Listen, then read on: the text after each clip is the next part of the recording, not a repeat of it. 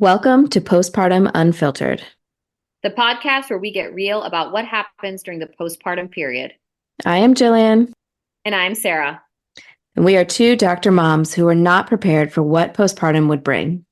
By sharing your stories, we hope to spread awareness and allow other families to be more prepared for the time after birth. Hello and welcome. Today we have Liba here to share a little bit about her postpartum experience. So I'd like to start with Liba. Could you tell us a little bit about yourself? Yeah, I am 34 and I have two children, two little boys. We live outside of Washington, D.C. And before I became a mom, I was a high school English teacher for 8 years. And then that sort of like the process of becoming a mom, I realized that I did not want to be dealing with other people's children because I had my own. Yeah. And so when my first was born, I became a stay-at-home mom. And then while he was a baby, I became a lactation counselor and opened a private practice.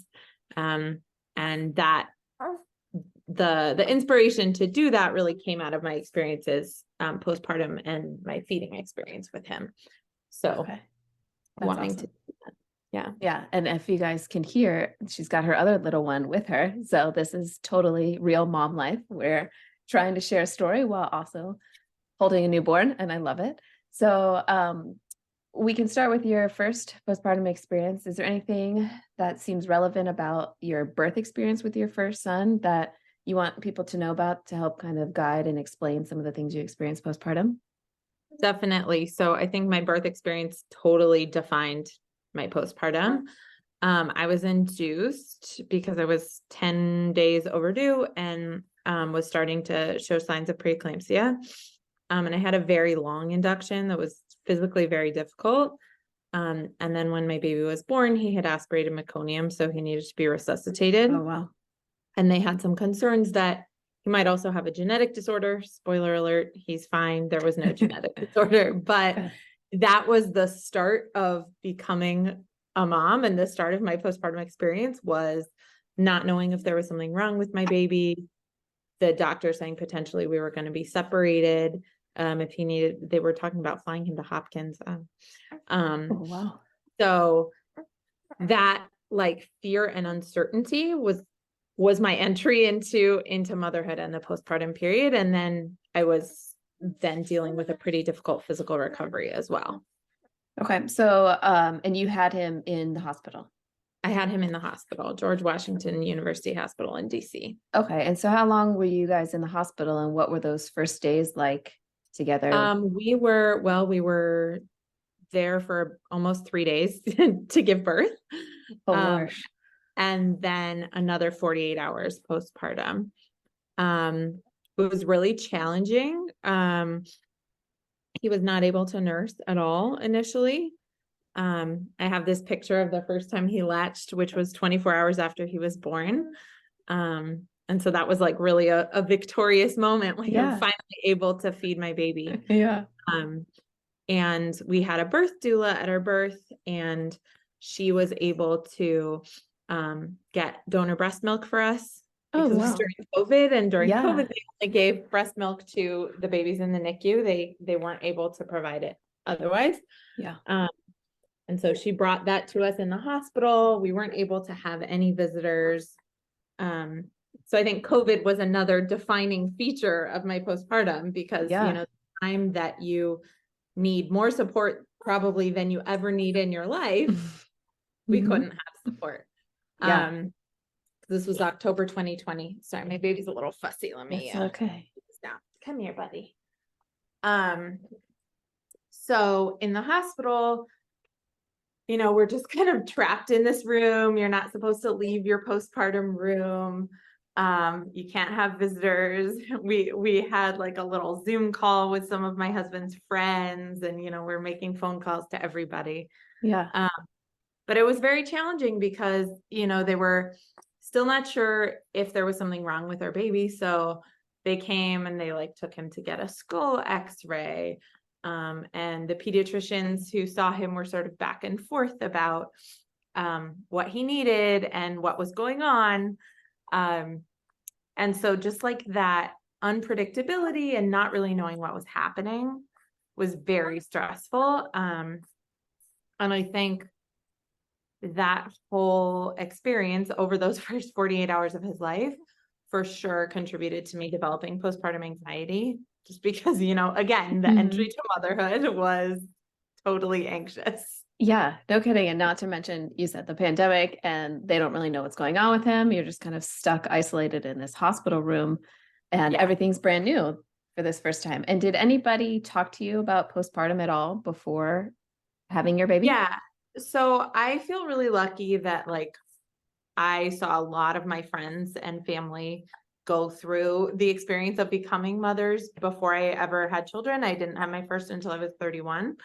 And my sister is someone who's been very open with me. So I saw her through 2 children in the postpartum period and was visiting her a lot and helping her with her kids. So I feel like I knew what to expect to some extent. And then our doula did talk about it and helped us plan in terms of what kind of support we would need. So we had like a meal train set up for friends to bring us food, and we arranged to have a postpartum doula for some shifts at home overnight, which was amazing changer. Yeah. And you know, I to some extent felt like I knew what to expect with mood, but I just didn't know how intense it would all feel.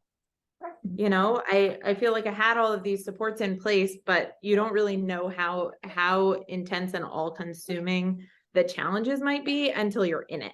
Yeah, for sure. And I know a lot of people with postpartum anxiety have a lot of intrusive thoughts or kind of just constant worry. Was that your experience? Yeah. So for me, it was constant worry about my baby. Is he breathing? Is he sleeping enough? Is he getting enough to eat? Is he gaining weight appropriately? Why is he crying? Is he pooping too frequently? Like anything I could wonder about my baby, that was the all-consuming thoughts that I had. I kept sort of waiting for the intrusive thoughts, the scary ones, to come, and I'm really grateful that they didn't. Okay. But just obsessing about all of his basic needs was extremely challenging, and I didn't feel comfortable leaving him. Like I felt fine leaving him with my husband, and my sister came to support us for almost a month. And I felt comfortable leaving him with her. But other than that, I did not leave him with anyone until he was 8 months old. When I finally felt safe hiring a babysitter. Yeah. And obviously part of that was COVID and really wanting to protect him from getting ill. But a lot of it was just pure anxiety. Yeah. Yeah. That's really tough. Did you find that felt more exhausting on top of also, not sleeping through the night and caring for your child? So like you have these physical things that are exhausting you, this not enough sleep, breastfeeding, and then also kind of this mental exhaustion on top of that. Yeah, absolutely. I think my thoughts were totally consumed with like trying to figure out everything, get him on a schedule. Spoiler, babies do what they want. And yeah, I mean, it was definitely mentally exhausting and absolutely also impacted like my ability to connect and reconnect with my friends. So I had friends who were having babies right within the few months that I did. And because I was like so focused and I guess fixated on the challenges I was having with my baby and the worries about him, that I found it really hard to find like a way to share or connect with anyone who I knew was doing things differently than I was. Okay. Yeah. And not out of any kind of judgment, more worried that I was being judged. Yeah. I feel like it's kind of, it's almost like, it feels like you're kind of back in high school and everyone's talking about what everyone else is doing. Oh my God. Yes. It's absolutely like being back in high school. And it's like, wait, well, I didn't used to care about this so much. And now I do again. And I've got a little human to take care of. And do any of us really know what we're doing? And people are like kind of competitive about how well their baby's sleeping or how much weight they're gaining and how fast. Yeah, and everyone's got their of thing course, that they like really care how about. fast you're losing your baby weight. Oh boy. It's Well, yeah. And then, so that's kind of a good piggyback into how was your physical recovery? Did you have any like physical trauma from the birth? Yeah, so I had like some complicated second degree tearing. Okay. Complicated. They said it went in a lot of different directions. Oh, lovely. Which I thought it was a funny description. Yeah. And I was a runner before I was pregnant, and so I had like a lot of existing pelvic tension, which is really common for runners and other types of athletes. I didn't know that, of course. Yeah. And probably that also contributed to my tearing, because when you have tension, you're more likely to tear. So that recovery was challenging because I continued to have pain like a lot longer than one should have pain postpartum. And like wasn't able to sit comfortably. Walking was difficult for me for a while. And I started pelvic floor PT at 7 weeks, which was a total game changer. And I have become an evangelist for pelvic floor PT. Yeah. Everyone needs it if you've ever been pregnant or given birth. Like, I feel so strongly about it. Yeah, I think it's kind of wild. People will have an arthroscopic knee surgery with a mandatory 6 weeks of physical therapy afterwards. And you grow a human for 40 weeks, you get it out of your body overnight. And they're like, yeah, it should You're be fine. fine. No Or big the deal. number of people who just told me that they're walking around peeing a little bit. Yeah. I'm like, that's not normal. You don't have Right. to pee yourself. There is something you can do to help. Right. Yeah. Well, yeah, there's this, because we don't talk about it. I think we start to think, well, this is normal, right? Because when you do kind of put your little tidbits out there and someone else is like, oh yeah, well, that happened to me after birth and my healthcare provider told me that happens. And then it's 30 years later and it's still happening. And you're like, well, this is who I am now. And that's wild. It doesn't have to be. Yeah. Yeah. And I think a lot of people are unaware that those kinds of issues can be corrected with physical therapy. It's not an overnight fix. It does take a lot of work, but the progress can be made on those things, which I think is important to get the word out. That's what we're here for. I spent 9 months in pelvic PT. Yeah. But after 9 months, I did not pee myself. I did not have any pain. And I was in much better condition to give birth the second time. Yes.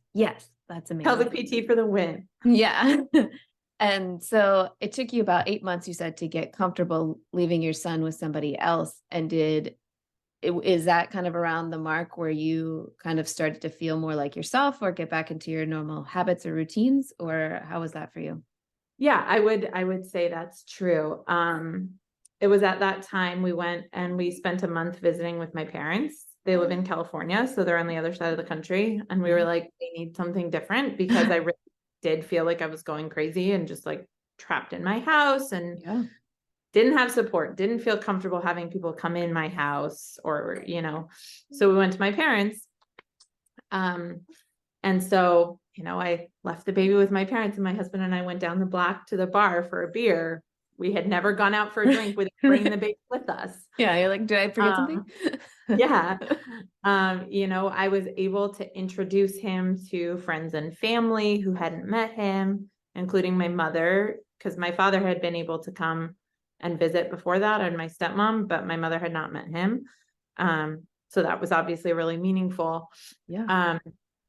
And just live more of a normal life, because we were in person with people who could help us. And it was at that time that I started my lactation counselor training, because I felt like there were other adults around who could, you're gaggy, who could help with the baby, and I could do my coursework. Yeah.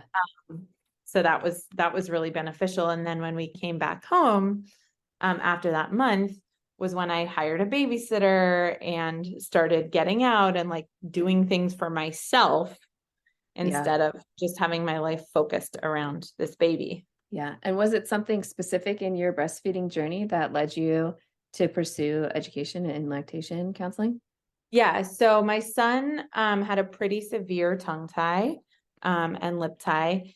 And he also just had like, I want to say like some some oral trauma because he had been put on CPAP to resuscitate him. So like the first thing that ever came to his mouth, rather than being a breast, was this mask in his face. And it might sound a little bit kooky, but I really believe that impacted how he was able to feed. So for about the first 2 weeks of his life, we were dealing with pumping and donor milk and low supply and trying to figure out his latch. And so during that time, until he was about 2 months old, I worked with lactation consultants and a pediatric dentist to release his ties, and just had support from a lot of professionals and learned so much because I had to figure out how to feed my baby. And that ended up feeling really inspiring to me. I realized, you know, here's this whole area of support for parents that is so incredibly impactful. Like, you really can't, no matter how you feed your baby, you can't do it without support. And I hadn't thought about how difficult breastfeeding could be. You know, breastfeeding, we think, is like natural and intuitive because we've been doing it since the dawn of time. Right. But actually, breastfeeding is a learned behavior for the mom and for the baby. Yeah. And I didn't know that. You know, I just figured I'll pop out a baby and he'll crawl up my belly and latch on and everything will be good. Yeah. So after all that I learned postpartum, I became very passionate about prenatal breastfeeding education specifically, and parents really learning what they're getting themselves into and going in prepared with their eyes open. Yes. And so that's really been my focus, is prenatal education, and then supporting people who are having really challenging feeding experiences and troubleshooting that. I love that you bring up the prenatal stuff because I have, there's actually one of my cousins recently who has no children. I was saying something about my kids and he said, well, you knew what you were getting into. And I thought, really? Did I know that I was going to get a blood blister on my nipple? Did I? No, you did not know you were going to get a blood blister on your nipple. You know, so I think people, you know, and I think we're all guilty of it. Before we have children, we think, oh, it'll be this way for me, or this will go this way, or this won't be an issue, or I never even considered whatever thing. And now here we are experiencing it, overwhelmed, lost, and with no idea how to get the support we need. So yeah. I also agree, like finding out the stuff either even before you are trying to conceive, or at least while you're pregnant, kind of, even if it's something you don't end up needing, like if you have the resource set up, then you know who to call on when you're exhausted, when your baby's crying, when you feel like you can't get off the couch because you just had this baby and your abdomen and your perineum are all beat up. And that's exactly how I feel. It's like, I always tell people, I'm like, line it up before birth. You don't know what you're going to need. So just have the education, have the connection with the providers. Yeah. And a lot of providers will do like a free consultation. Yeah. So you can even just see if you're a personality match, or like you know, like if you think you want to handle things one way, you know, like a baby led versus a parent directed, whatever kind of pattern you want, to find the providers that are aligned with you ahead of time. Yeah. So how was your pumping experience? So thankfully, I had a friend who had a baby a couple of weeks before me and was sort of forced into exclusive pumping, because of her own feeding issues. And she was an incredible resource for me. So she, like, when my baby was born and I was like, hey, it looks like we're going to be pumping at least for a while. She sends me links to everything that I need to buy. You know, you need this type of silicone flange to be more comfortable, and you need this pumping lube. And here's what I do while I'm pumping to make it less miserable. That's the important one. And all of that. And so I felt like really supported in that, which was incredible. And she and I used to text each other whenever we were pumping, which was often at the same time. Yeah. And just commiserate. So it was okay. And I gained an incredible amount of knowledge about pumping, which for a lot of lactation providers, they don't know that much about pumping. So I had to do a lot of research, and what that has meant is that this time with my second child, I'm like much more inclined to pump because I know what to do and how to make it comfortable and less miserable. Yeah. That's awesome. Did you have any supply issues after the very beginning? I did initially because I didn't know that if I was giving a bottle, I needed to pump at that time. Oh, I see. Yeah. Like nobody told me Right. Yeah. until probably he was a couple of weeks old when I was like, this is not working. I need to see a lactation. So I was not always pumping, and I was not always pumping effectively. I didn't have the correct flange fit until my friend told me, here's what you need to know. Yeah. And so I did initially have low supply. And so we were supplementing with donor milk for about 2 weeks. And then at that point, when I met with the lactation consultant and first of all, figured out what was going on with him, that his transfer was poor, which was also contributing to my low supply. And then learned that I needed to be pumping anytime I gave him a bottle. That made a huge difference. And I was able to recover my supply pretty quickly and ended up with an oversupply, which is like a whole other unpleasant experience because it's painful. But yeah. So this time around, I knew bottle, pump. Yeah. And when you say his transfer was poor, can you explain what that means? So basically when a baby is nursing, they're transferring milk from your breast into their body. And poor transfer would mean that for whatever reason, whether it's like their tongue tie or low oral tone or something like that, they're not able to remove milk well. They're not able to transfer milk well. So his transfer was poor. He wasn't getting what he needed from the breast. So anytime he nursed, I would usually need to give a bottle afterwards. Oh, okay. Make sure that he was full. Yeah. And when a baby's not removing enough milk from the breast, it also tells your body, we don't need this milk, make less milk. That's a very simplified version. Yeah. That's law of supply and demand. Yeah, exactly. Okay. And then how did you emotionally feel about your breastfeeding journey? Was it something that made you feel like connected with your baby, or did you have any like disconnect with that or struggles? So initially I would say I felt very disconnected from it because it was so hard that it was something I would dread. Like I would be trying to latch him in the middle of the night and he would be screaming because there wasn't enough milk or he wasn't able to get it out. And I just like wanted it to be over, and at a certain point I would just stop trying and ask my husband to make a bottle. And so it definitely felt like something that I dreaded a lot. But then once I got everything figured out and he was able to nurse, then I started to really enjoy it because it felt, once it became easier, it felt like this nice way to connect with my baby. And I really connected to this idea that like my body is capable of growing a whole human, Yes. feeding a whole human, and how incredible that is. Yeah. And so I felt really good about breastfeeding at that point. Like once I saw that my body was able to give him what he needed. Yeah. And I actually nursed him until he was 2.5. I finished weaning him when I was 13 weeks pregnant. Oh boy. Was that exhausting? I was ready to be done way before he was. Yeah, I can only imagine. But I did really enjoy it. That's good. Yeah, I do not recommend breastfeeding while pregnant. Yeah, like that sounds super exhausting. Like crawling out of my skin. I'm like, just stop sucking on the pit. Yeah. And so there's how much time between your boys?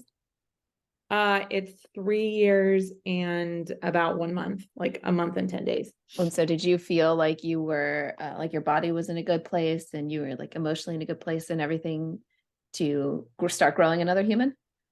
Yeah. So we wanted to start trying when our first was a little over 1. He was 15 months. And unfortunately I was not ovulating.